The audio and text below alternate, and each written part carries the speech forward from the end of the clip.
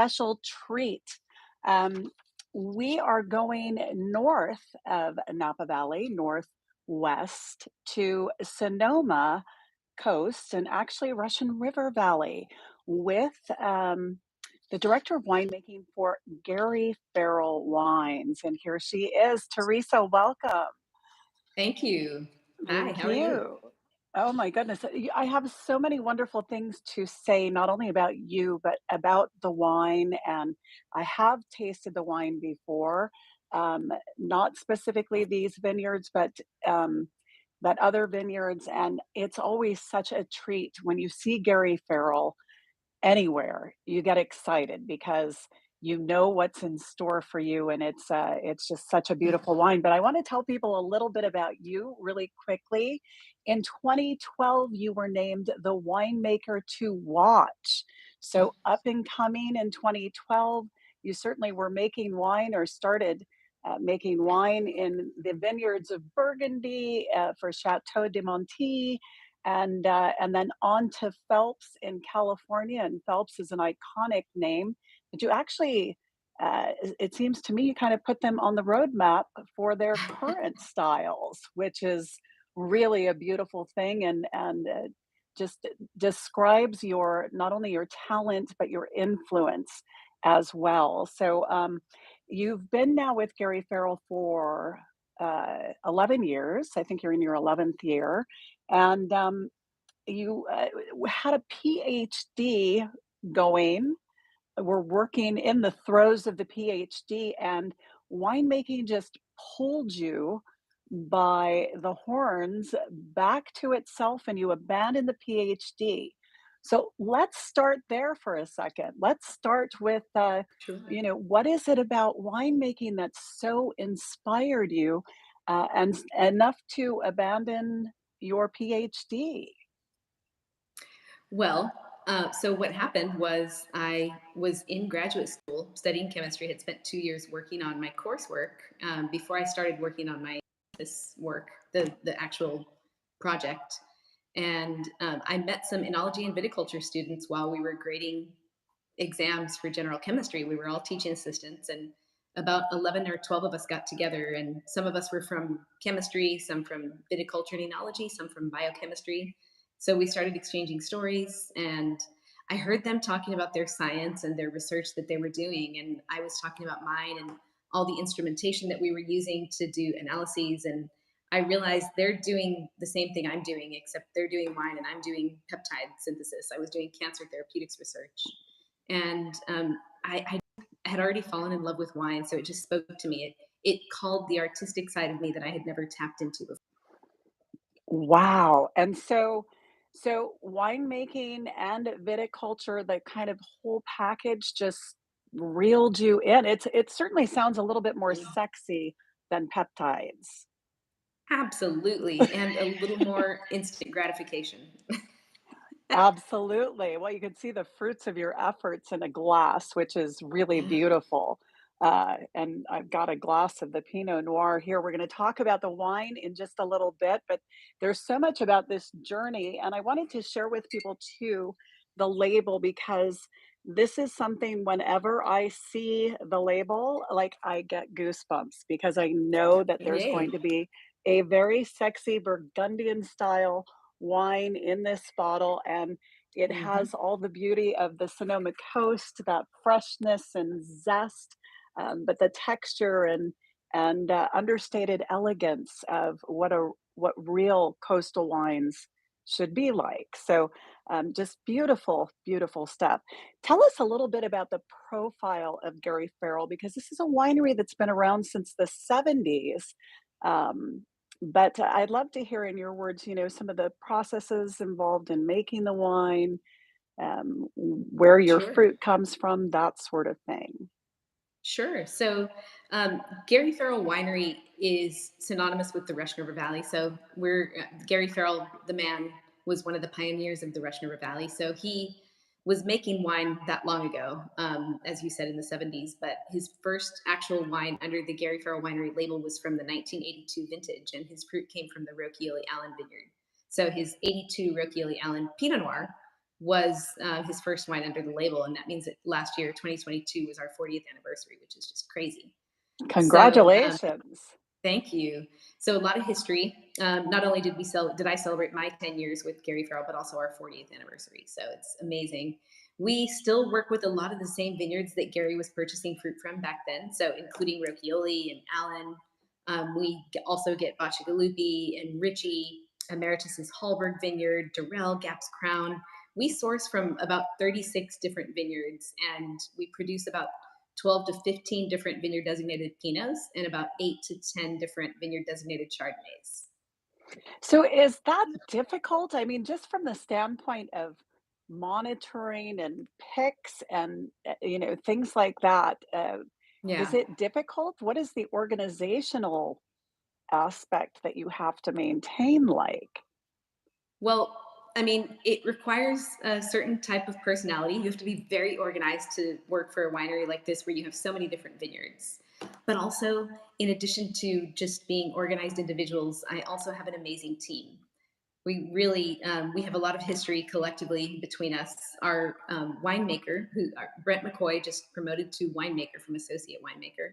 He's been with Gary Farrell for 18 years, and I have a vineyard liaison who is a consultant who helps me, collecting data in the vineyards and helping me source new vineyards and write great contracts and maintain relationships with the growers.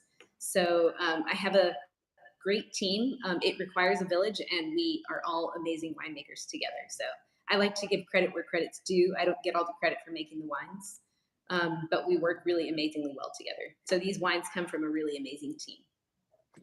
And your list of vineyards that you're sourcing from, it's like a who's who in wine It is country. indeed. Absolutely. It's a who's. So let's see.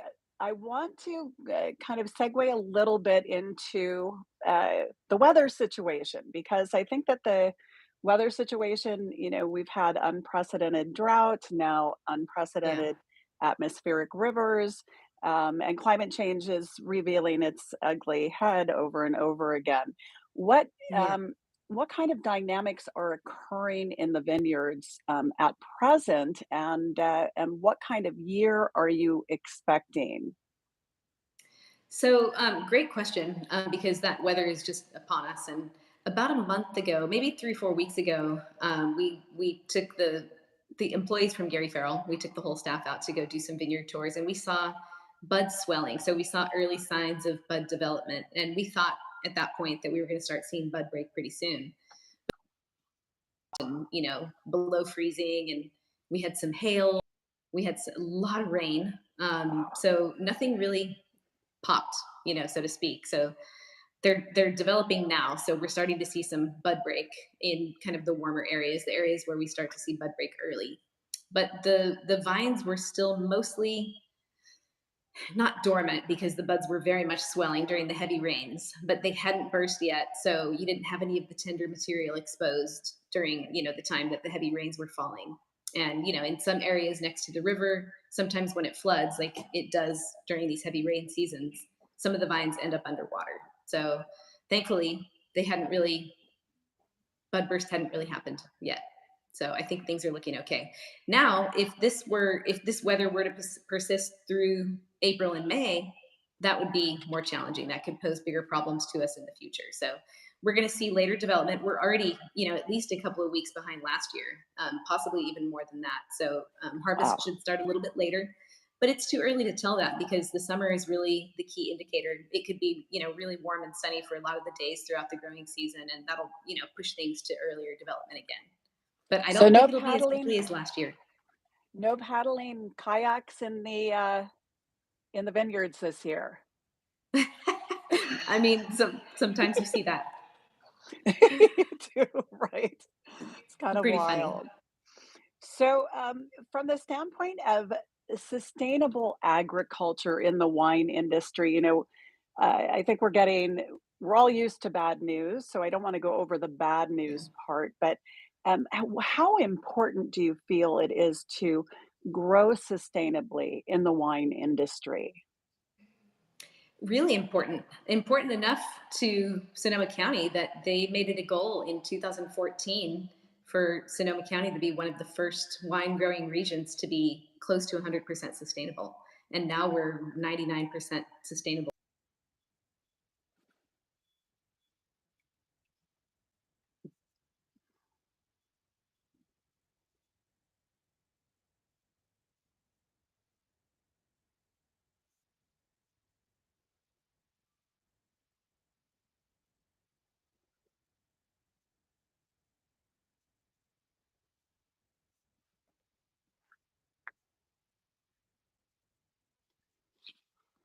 Thinking about their practices first, carbon footprint, thinking about water use, et cetera, et cetera.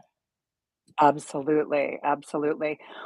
What kinds of things do you think, Sonoma County is making progress with the 99%, a and I kind of, I adventure out into the world and ask similar questions, and, you run into, some pockets that just, have no idea how much water they used last year or if they're conserving it or not.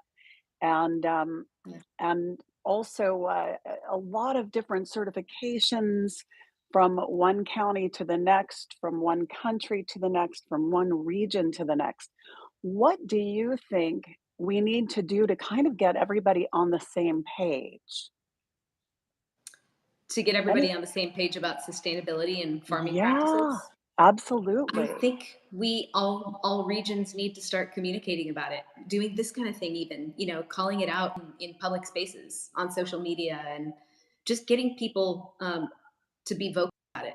So I think another important first second step to get other people on board as well. But when you really think about it, we have a lot of traditional farmers out there, a lot of kind of old school, traditional, conventional farmers, and they may never decide to change their farming practices. It's been working for them for years, and a lot of people don't believe that making changes today will affect anything tomorrow or in a generation. So that's the challenge that That's we experience. absolutely very true. And thank you for being so candid about that. Of course. Because I'm going to put this back in the consumer's lap and say, ask the questions. Ask the questions. Is the wine that you're buying, is it sustainably made? And how is it sustainably made? And understand that process so you can make great buying decisions. But to have the whole package like Gary Farrell does, and you, Teresa, with the wine and the sustainability on the same page, that's really just a beautiful, beautiful, beautiful thing. So the sustainability is becoming a buzzword to a degree, and the consumers need to pay attention to the producers who are making sustainable wine. And we know that because the buying power is certainly one aspect that really gets a lot of attention, especially in a difficult industry, agriculture industry like wine growing. What kind of benchmarks do you think consumers should use when they're evaluating a winery? Like, what questions should they ask? They should ask about solar panels. We installed. I'm just thinking about the things that we've done because these are the things that are on my Absolutely. mind. So, um, making sure that the wineries are thinking about solar, and we installed in 2019. We installed enough solar panels to defray about 93% of our energy usage. So Well that's a done. pretty cool thing. Water conservation. So asking, where's their water coming from? Are they tracking their water use? Are they tracking their carbon footprint in different ways? So there are a lot of things that the consumer can do to ask questions, but also Sonoma County has an app. It's called the Label and Augmented Reality app. So you can actually download that app and look up producers who are Sonoma County sustainable. So you can actually, starting here in the first wine growing region to become 99% sustainable, that's where you can start pulling up an app and looking up which wines you should be drinking. I absolutely love that. Can you say the name of the app one more time, please? It is it's first of all, it's Sonoma County Vintners. The app Okay. is called the Label and Augmented Reality app. Love it. Absolutely love that. And I can't believe Napa Valley doesn't have anything like that yet. Shame on them. But you guys are I'd be surprised 99%. if they weren't. if maybe it's underproduction or something like that. Who Mhm. knows? Okay, that's fantastic, though. I love it. Look up all your Sonoma County wines on the app and make sure that you're drinking sustainably. So, how difficult is it to make sustainable wine when you're sourcing 100% of your grapes? So we have to work in partnership with our growers, which is what we've been doing since we've been trying to become, since the county has been trying to become certified sustainable. So we've been working with our growers, each of them individually, and every year we have to get renewed certification from them. So in order to put on our bottles that that our wine is certified sustainable, that our vineyards in the wine are certified sustainable. So Sonoma County certified sustainable, we have to work with our growers on that, and the wine has to be 85% certified sustainable from the sources that I mean. And in addition to that, we're also a California certified sustainable winery. And what that means is that we have to jump through a lot of hoops. We have to do a lot of tracking in terms of the carbon footprint and water use. So our winemaker, again, talking about Brent because he deserves kudos. He's every year is tracking all this stuff to make sure that we maintain our certification. So starting in 2019, Gary Farrell Winery became one of the California certified sustainable wineries. That is absolutely beautiful, and everybody should be, ideally. Absolutely. Excellent, excellent. So from the standpoint of the challenges that uh, you've run into, and a lot of these questions come up as I get better educated on this topic myself. I run into people who, either are giving me pushback, like we don't need sustainable, or they don't completely understand uh, the aspects of it. But some people are, concerned about the challenges that can occur in the vineyard and endanger sustainable initiatives. So, what kinds of challenges actually occur in the vineyard, and then how do you deal with them? Um, Well, we have to deal with them one by one, and not to name any growers because that's not important. But right, with traditional farming practices, there's a lot of there are different products that they use. So trying to figure out what for a grower from a grower's perspective, trying to figure out what sort of products they're going to use in the vineyard.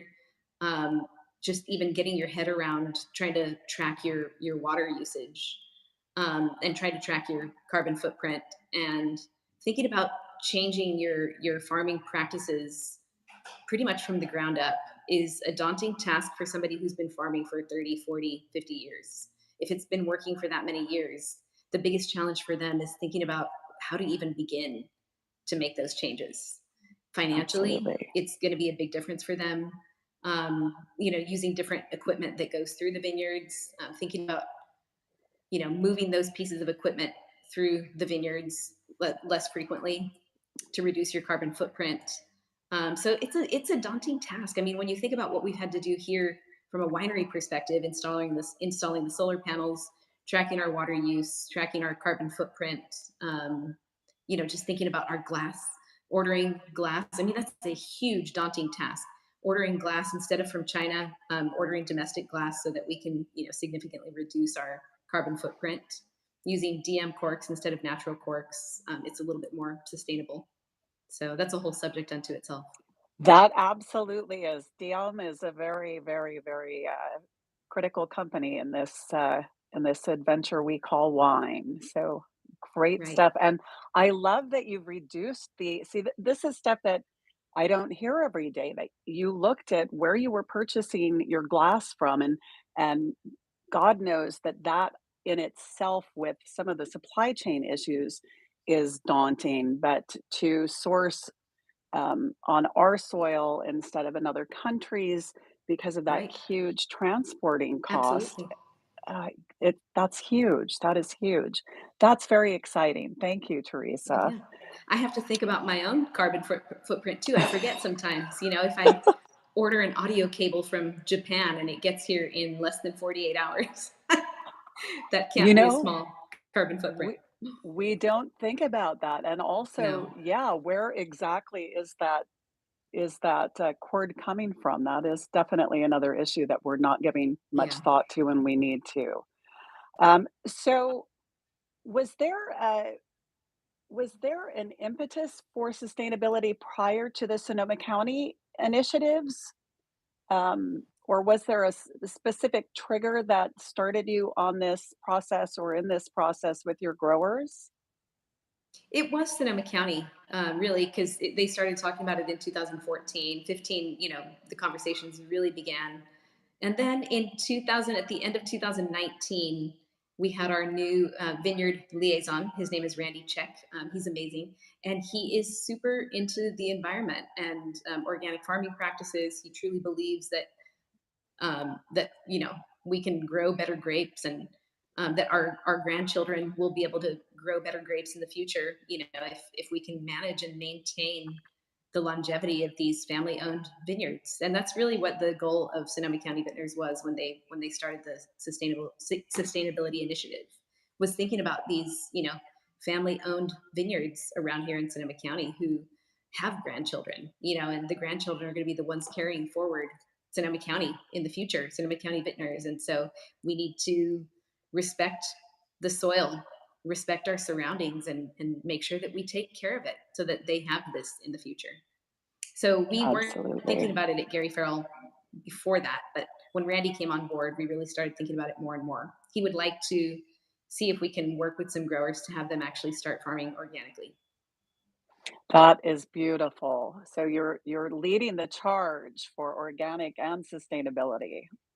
That's Trying. I fantastic. don't know about leading, but we're trying to be responsible Well, and stewards I of the think earth. anytime you're involved with a very visible company, you're in a very visible part of the US that's making great wine. Anytime people see companies of of your stature doing this, it's a message. It sends a very clear Right. message. So yeah, I love that you guys are setting a precedent. Um, Okay, so from the standpoint of certifications, we talked a little bit about certifications. Are there any Mhm. other important certifications that we should be aware of that Gary Farrell has on board? Specific certifications, no, but we have many of our wines.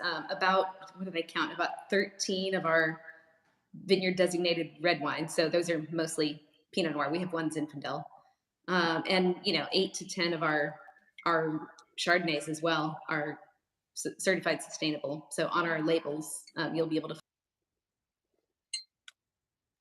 Ah, fantastic.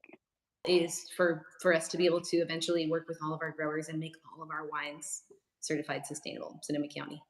Absolutely beautiful. That's the big goal. And what kind of initiatives are you currently working on, either internally or externally for in the way of sustainability? You just finished the solar. Is it a solar farm or what do It you is kind of actually? a solar farm. I don't remember how many, but in 2019 is when we installed it's like 260 or 290 solar panels or something like that. It's It's a huge amount of solar fantastic. panels. Don't quote me on that. I don't remember the number, but it's a huge amount of solar panels. And with respect to sustainability, we don't have any other major initiatives on board except for working individually with our growers to try and get them to do some organic farming practices. That's fantastic, though, and that I mean, for people listening out there, I don't know that everybody knows how important, A, how important the relationship is, and then B, to get somebody to change something that they've been doing for years a certain way, Hmm. that is not an easy task, so you definitely have your work cut out for you. Um, okay, so we have 2 wines that we're gonna be tasting now. And let's see, the first one, and I highly recommend that everybody, whenever you open a bottle of Gary Farrell, put something that will save it, protect that juice because Definitely. it's really a beautiful juice. The first one is the Pinot Noir. Do you want to tell us a little bit about this and Yeah. the vintage? So this is one of our many certified sustainable vineyards. In fact, owned by Emeritus and farmed by Kirk Laka. He's the vineyard manager, general manager, and vineyard manager. He's passing the baton to his son Riggs, and they work together to grow these amazing grapes. 2018 was a relatively cool vintage compared to some of the most recent hot vintages. So the 2018 Hallberg Pinot is an incredibly balanced, vibrant, really juicy acidity, really bright red and blue fruits, kind of like the Mm. label actually. A lot of blue fruit, but balanced by the red fruits from that vintage. So it's one of my favorite wines. It comes from Sebastopol, very cool climate, really sandy soil, and the roots penetrate deeply enough that the vines can access the water table and get some of their own moisture, so that they don't have to irrigate. So they're practicing water conservation, and they're doing some organic farming practices in some of the blocks out at Hallberg as well. So this is the vineyard that we're very proud of. Lots of life in this glass. I mean, an Hmm. absolutely beautiful, and this is like one of those this is one of those versatile Pinot Noirs that you could pretty much pair with just about anything. I mean, Even Chinese food. Chinese food, Vietnamese food, I would Hmm. fish, raw fish, cooked fish, like the whole 9 yards. It's really, really beautiful, and it's nice and light. What is the It is. alcohol on this? Do you remember? I think it's about 13.9 off the top of my head. It tastes like it's 11, you know? It tastes really balanced. It Yeah, it's a really beautiful wine. does. It's not one of And those that's ones part of that the reason not why heavy. it pairs incredibly well with like Southeast Asian foods, Indian food, even spicy foods, seafood, raw seafood, like you said, because it has that light texture, that light body, really bright aromas, and the acidity cuts through those spicy foods as The well. It's a nice acidity is balance. definitely there, present, active, and, intriguing. Okay, now we have the Chardonnay. This is the Chardonnay that I have. Is this the This is 2019 Olivet Lane Chardonnay? yes, absolutely. Beautiful. This is hands down, year on year, one of my favorite wines that we produce. There's just something really spectacular about this of the Santa Rosa Plain neighborhood. So it's a low-lying, flat area, so cold air settles at night. The soil is very different from where the Hallberg Vineyard is located. So this is the Chardonnays in Santa Rosa, Hallberg's in Sebastopol. They're not very far away, but the soil type is very different. So you have, light soil series that's called Huachica. So it's a little bit more clay based. And the vines don't penetrate as deeply, so they struggle a little bit, which means you get really concentrated fruit, really, small concentrated clusters.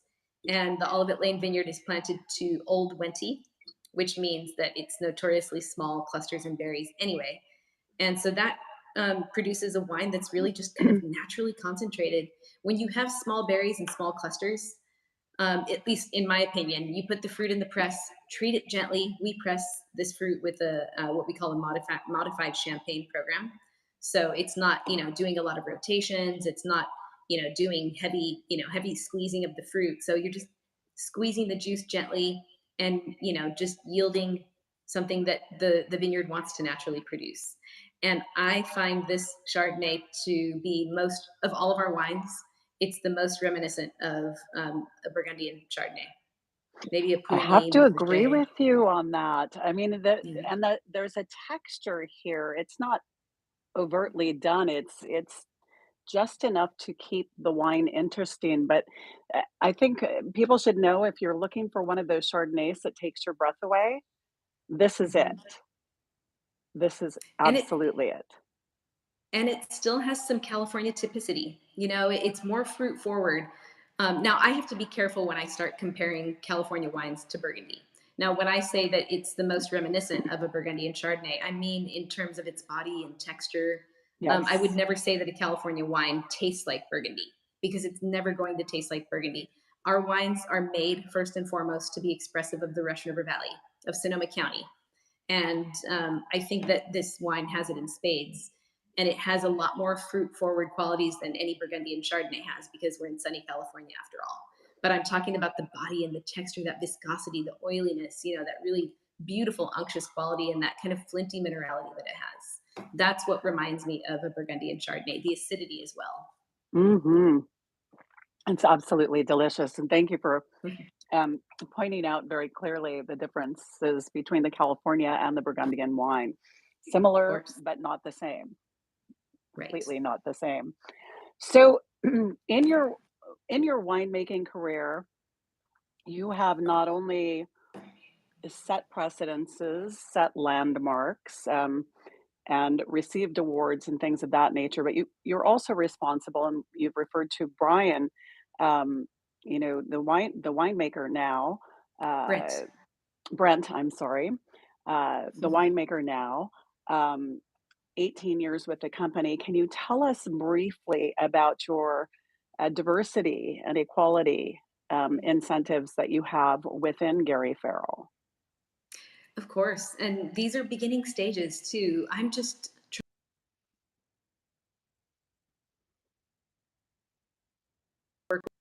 with other winemakers from around Sonoma County, winery employees around Sonoma County to try and help bring some more diversity to Sonoma County and the wine industry as a whole. But really, all I can do is try to bring some change. Steps like working with some local organizations who provide interns, and so it's kind of a mentorship or an apprenticeship, depending on the type of position that we develop for this person. So that's an initiative that I hope to start this year. If not this year, then maybe we're looking at 2024. But some other diversity initiatives would involve just generally reaching out, outreach to other neighborhoods, other areas of California, local areas where you have more, persons of color, different socioeconomic statuses, and letting them know that there are wine jobs out here, and that we invite them to apply for the positions and come join us at Gary Farrell. And we're working with other Excellent. organizations like Association of African American Vintners. We're members of their organization so that we can support them and we can work on initiatives together as well. That is fantastic. It's a breath of fresh air to, um, COVID gave us a lot of time to kind of look internally at ourselves and at our companies and beyond, and really ask ourselves questions. Are we operating in a way that is setting us up for the future? And I think at the time we weren't, and now the eyes are wide open, headlights are on, and there's a Yeah. lot of initiatives happening. And we're so happy to hear that you and Gary Farrell are on the way to making a more diverse landscape in the name of wine. So that is fantastic Trying. news. It's like the sustainability thing. You just keep pushing. Every Exactly. little effort that moves you forward a half a step is an effort in the right direction. So I want to Absolutely. toast to you, Teresa, and thank you so much for your time and sharing your wine and joining me on this topic of sustainability, which is so important to each and every one of us. So, Thank you for cheers. having me. It's an absolute pleasure. And to all of you out there, if you ever toast and you don't take a sip, it's bad luck. So, get your glasses and take a sip. Okay, well, that's it for now. I thank you again from the bottom of my heart, and please stay in touch. Let us know what else is coming your way, and we'd love to have you back. Will do. Thank you again. Excellent. Thank you so much, Teresa. Bye bye. Bye.